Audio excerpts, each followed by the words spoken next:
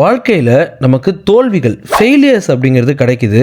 உண்மையா சொல்லணும்னா இங்க தோக்காம நம்ம யாருமே ஜெயிக்கிறது கிடையாது. தோல்விகளை தாண்டி தான் நமக்கு வெற்றி கிடைக்கும் அப்படிங்கிறது நமக்கு சின்ன வயசுல இருந்தே பல பேரால சொல்லப்படுது. இந்த விஷயத்தை நம்ம கேள்விப்பட்டுட்டே தான் இருக்கோம். நம்ம ஸ்கூல் படிக்கும் போது, காலேஜ் படிக்கும் போது, வேலைக்கு போகும்போது கூட ஃபெயிலியர்ஸ் தான் சக்சஸுக்கான ஃபவுண்டேஷன்ஸ் அப்படின்னு சொல்லி நம்ம கேள்விப்பட்டுட்டு தான் இருக்கோம். ஆனா ஃபெயிலியர்ஸ் கிடைக்கும் போது நம்ம ரொம்பவே பாதிக்கப்படுறோம். இப்ப கூட சக்சஸ், ஃபெயிலியர் இதெல்லாம் தாண்டி அந்த பயணத்தை நேசிக்கணும், அந்த ப்ராசஸை நேசிக்கணும் அப்படின்னு சொல்லி மற்றவங்க சொல்றதை நம்ம கேள்விப்படுறோம். ஆனாலும் ஃபெயிலியர்ஸ் நம்மள பாதிக்க தான் செய்யுது. இந்த வீடியோல தோல்விகள், ஃபெயிலியர்ஸ் வரும்போது நம்ம என்ன பண்ணணும் அப்படிங்கிறத பார்க்க போறோம். தோல்விகள் வந்தா கவலைப்படாதீங்க, வெற்றிக்கான ஃபவுண்டேஷனை பில்ட் பண்றது ஃபெயிலியர் தான். இந்த மாதிரியான விஷயங்கள்லாம் கண்டிப்பா உங்களுக்கே தெரிஞ்சிருக்கும். இந்த வீடியோல நம்ம ஃபெயிலியர் எப்படி ஹேண்டில் பண்றது, ஃபெயிலியர் எப்படி ஃபேஸ் பண்றது, ஃபெயிலியர் வந்தா நம்ம என்ன பண்ணணும் அப்படிங்கறத பத்தி எல்லாம் பார்க்க போறோம். சோ வாங்க குயிக்கா வீடியோக்குள்ள போவோம். நம்மள சில பேர் தோல்வியை ஒத்துக்கிறதே கிடையாது, அக்செப்ட் பண்றதே கிடையாது. நம்ம தோத்துட்டா கூட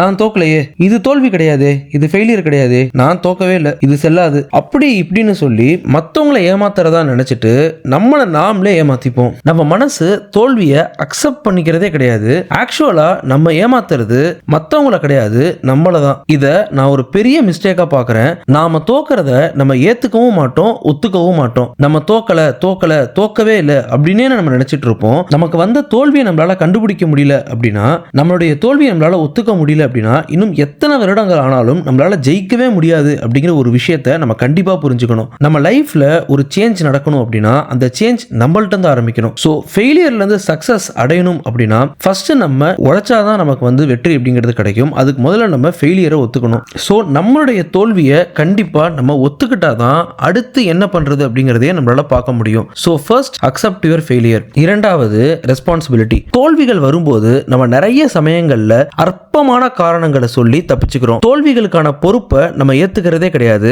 மற்றவங்களை குறை சொல்லியோ இல்ல சூழ்நிலைகளை குறை சொல்லியோ நம்ம தப்பிச்சுக்க பார்க்கிறோம். ஒரு ஃபெயிலியர் நம்ம சந்திக்கிறோம் அப்படின்னா கண்டிப்பா நம்மளுடைய பார்ட் அப்படிங்கிறது அதுல கண்டிப்பா இருக்கும், நம்மளுடைய மிஸ்டேக் அப்படிங்கிறது அதுல கண்டிப்பா இருக்கும். நம்ம அதை ஃபர்ஸ்ட் ரெக்டிஃபை பண்ணணும். ரெக்டிஃபை பண்ணிட்டு சக்சஸ் எப்படி அடையிறது அப்படிங்கிறத பார்க்கணும். ஸோ நம்மளுடைய தோல்விக்கான முழு பொறுப்பையும் நம்ம ஃபர்ஸ்ட் ஏத்துக்கணும். அப்பதான் அடுத்த கட்டத்துக்கு நம்மளால போக முடியும். மூன்றாவது லேர்ன் ஃப்ரம் ஃபெயிலியர்ஸ். நம்ம லைஃப்ல நமக்கு நிறைய பேர் அறிவுரைகள் சொல்லியிருப்பாங்க, நிறைய பேர் சொல்றதை நம்ம கேட்டிருப்போம், கேட்காமலும் இருந்திருப்போம். பல பேருடைய அறிவுரைகளை நம்ம எடுத்திருப்போம், எடுத்துக்காமலும் இருந்திருப்போம், ஃபாலோ பண்ணிருப்போம், ஃபாலோ பண்ணாமலும் விட்டுருப்போம். ஆனா நமக்கு ஒரு ஃபெயிலியர் அப்படிங்கிறது வரும்போது நாம எல்லாத்தையும் யோசிப்போம், பல விதமா யோசிப்போம், பல கோணங்கள்ல யோசிப்போம், பல ஆங்கிள்ஸ்ல யோசிப்போம். நமக்கு ஃபெயிலியர்ஸ் வந்துச்சு அப்படின்னா நமக்கு தோணக்கூடிய முதல் கேள்வி, முதல் சிந்தனை, நம்ம ஏன் தோத்தோம், நம்ம எப்படி தோத்தோம் அப்படிங்கிறதான். உண்மையிலேயே தோல்விகள், ஃபெயிலியர்ஸ் நமக்கு நிறைய பாடங்களை, நிறைய லெசன்ஸை நமக்கு கத்து தருது. அப்ப ஒரு தோல்வி உங்களுக்கு கிடைக்குது அப்படின்னா, ஒரு ஃபெயிலியர் உங்களுக்கு கிடைக்குது அப்படின்னா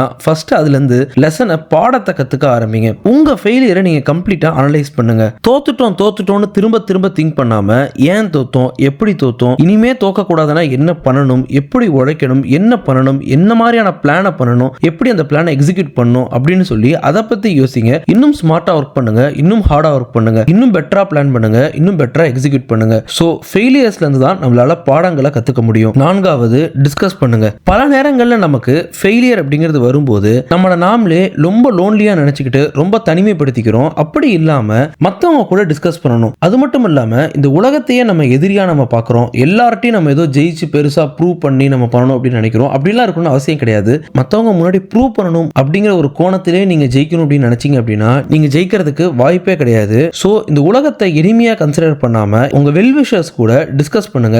ஏன் தோத்தீங்க, எப்படி தோத்தீங்க அப்படிங்கறத பத்தி டிஸ்கஸ் பண்ணுங்க. அவங்க உங்களுக்கு ஒரு ஐடியா தருவாங்க. சோ அது உங்களுக்கு பெரிய லெவல்ல ஹெல்ப் பண்ணும். ஏன்னா மத்தவங்க கூட டிஸ்கஸ் பண்ணாம உங்களுக்குள்ளே நீங்க சிந்திச்சுக்கிட்டு இருந்தீங்க அப்படின்னா அது உங்களுக்கு ஒரு பெரிய மன உளைச்சலை கிரியேட் பண்ணிடும். சோ மத்தவங்க கூட டிஸ்கஸ் பண்ணுங்க. ஐந்தாவது பிளான். என்னதான் நமக்கு தோல்வி பெயினை கொடுத்துருச்சு, வலியை கொடுத்துருச்சு அப்படின்னாலும் முக்கியமா நம்ம கவனிக்க வேண்டிய ஒரு விஷயம் என்னன்னா வாட் நெக்ஸ்ட். சோ வெற்றிக்கு கண்டிப்பா இந்த திட்டம் அப்படிங்கிறது அவசியம். இந்த திட்டம், இந்த பிளானை கிரியேட் பண்ணுங்க. நல்ல அருமையான ஒரு திட்டத்தை போட்டு அந்த பிளானை கரெக்டா எக்ஸிக்யூட் பண்ணுங்க. ஏன்னா நம்மள பல பேர் திட்டம் இல்லாம பிளான் இல்லாமையே வாழ்ந்துகிட்டு இருப்போம். சோ பிளான் இல்ல அப்படின்னா வெற்றி இல்ல அப்படிங்கறத நம்ம புரிஞ்சுக்கணும். சோ பிளான் அப்படிங்கிறது ரொம்பவே அத்தியாவசியமான ஒரு விஷயம். சோ அந்த பிளான் தான் நமக்கு வந்து வெற்றியை நம்மள்ட்ட கொண்டு போய் காட்டும். பிளான் பண்ணிக்கோங்க. சோ இந்த வீடியோல நம்ம தோல்வி எப்படி ஹேண்டில் பண்ணணும் அப்படிங்கறத பத்தி பார்த்தோம். அடுத்த வீடியோல டீடைலா பல விஷயங்களை பத்தி பார்ப்போம். பை.